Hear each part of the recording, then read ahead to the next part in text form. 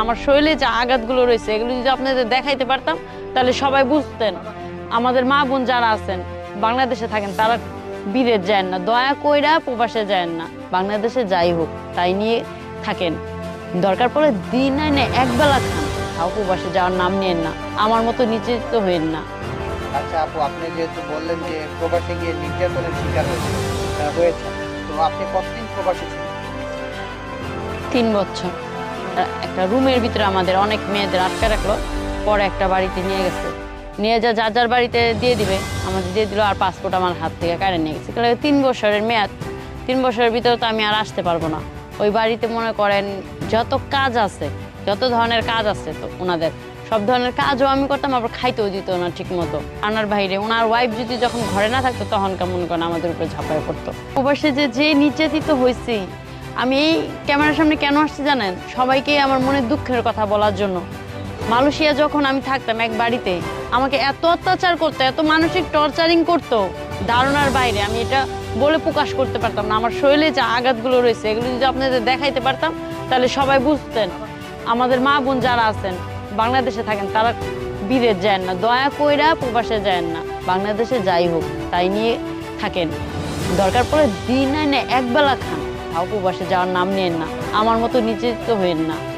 আচ্ছা আপু, আপনি যেহেতু বললেন যে প্রবাসে গিয়ে নির্যাতনের শিকার হয়েছে, তো আপনি কতদিন প্রবাসে ছিলেন? 3 বছর।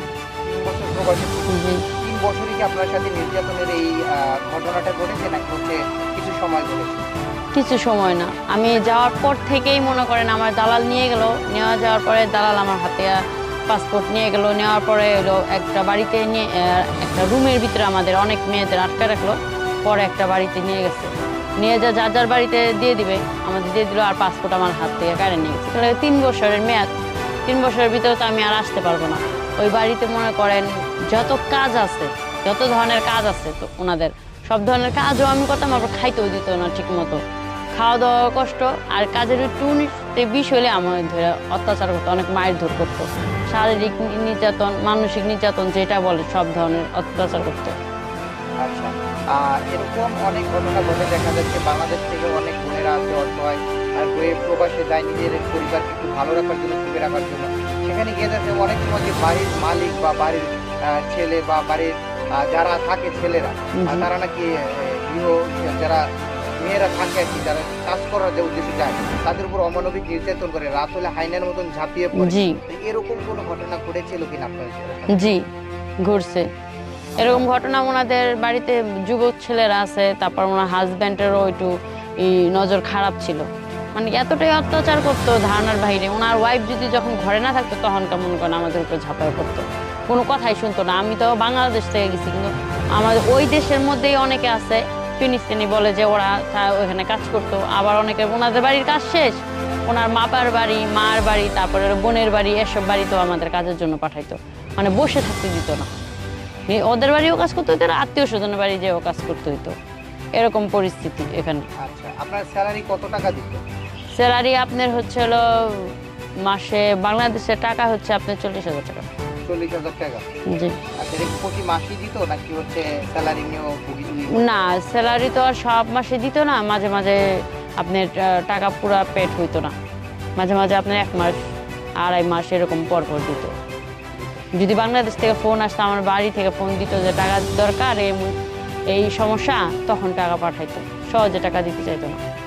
আচ্ছা, এখন হচ্ছে যেই আপনি তো মালয়েশিয়া গিয়েছিলেন বলছিলেন না? জি। আচ্ছা, তো মালয়েশিয়া গিয়ে 3 বছর থেকে আসলেন, এখন হচ্ছে আমাদের দেশে এসে যে ক্যামেরার সামনে আসার কারণটা কি? কারণ একটাই, আমাদের দেশে তো অনেক মা বোন আছে যারা এই একা থাকে, অনেক আছে অভাবী সংসার, বাবার একটু জমিন পাইছে, ওটা বিক্রি করে অনেকে বিদেশ যেতেছে না, তারা মনে করতেছে অনেক টাকা পয়সা আছে, ওই দেশে গেলে আমরা মনে হয় 2-1 বছর বিদেশ থাকলে সংসারে আর কষ্ট করতে হবে না, টাকা পয়সা নিয়ে আসবো, কিছু গরু ছাগল মহিষ পাললাম, এটা সেটা করলাম, বুঝেন নাই, ওই টুকিটাকি করলাম, এটা মনে করতেছে যে একসাথে টাকাটা পাবো। কিন্তু ওইখানে যেতে কত নির্যাতিত হইতে হইব, কত কষ্ট, এটা তো ওনারা জানে না, যারা গেছে তারাই শুধু জানে, উনি তো জানেন। এই জন্য আমি বলতে আসছি যেন আমার এই ভিডিওর মাধ্যমে ওনাদের মেসেজ দিতেছে যেন ওনারা না যায়। জি। তো আপনার নামটা কি ছিল? আমার নাম হইতেছে রাশেদা। তো দর্শক শুনছিলেন রাশেদা আপুর কথা, তার জীবনে 2টা বছর কীভাবে অতিবাহিত করেছিল মালয়েশিয়ার সেই দেশে, যেখানে মা নেই, বাবা নেই, নিষ্ঠুর নির্যাতন সহ্য করেছে, পাষণ্ড নির্যাতন সহ্য করছে। তার গায়ে কিন্তু প্রচুর দাগ রয়েছে, সেটা কিন্তু আমরা দেখেছিলাম ভিডিওর আগে, যেটা আপনাদেরকে দেখানো সম্ভব নয়। তো শেষ পর্যন্ত কিন্তু আপনি কিন্তু আমাদের দেশে আসার মনে হয় কখনো বিদেশ যাবে। তো এরকম ভুল কেউ করবেন না, কোনো দালালের হাত ধরে কারো হাত ধরে প্রবাসে যাবেন না। আপনাদের এটাই রিকোয়েস্ট, আপুরও রিকোয়েস্ট এটা।